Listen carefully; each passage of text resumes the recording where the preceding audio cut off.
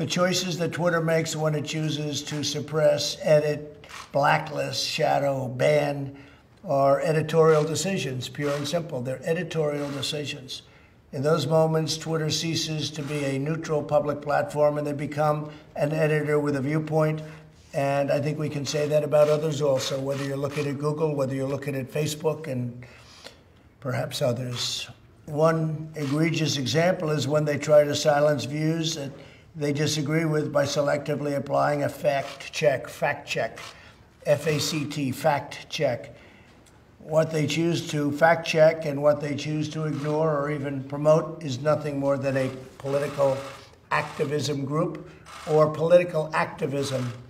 And it's inappropriate. You look at what's happened, you look at where they're going, where they're coming from.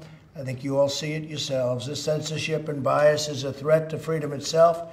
Imagine if your phone company silenced or edited your conversation. Social media companies have vastly more power and more reach than any phone company in the United States, more reach actually than your newspapers by far, more reach than a lot of your traditional forms of communication.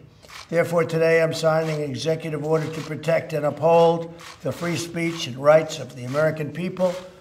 Currently, social media giants like Twitter receive an unprecedented liability shield based on the theory that they're a neutral platform, which they are not an editor with a viewpoint. My executive order calls for new regulations under Section 230 of the Communications Decency Act to make it that social media companies that engage in censoring or any political conduct will not be able to keep their liability shield. That's a big deal. They have a shield. They can do what they want. They have a shield. They're not going to have that shield. My executive order further instructs the Federal Trade Commission, FTC, to prohibit social media companies from engaging in any deceptive acts or practices affecting commerce. This authority resides in Section 5 of the Federal Trade Commission Act. I think you know it pretty well. Most of you know it very well. I would think you know it quite well, right?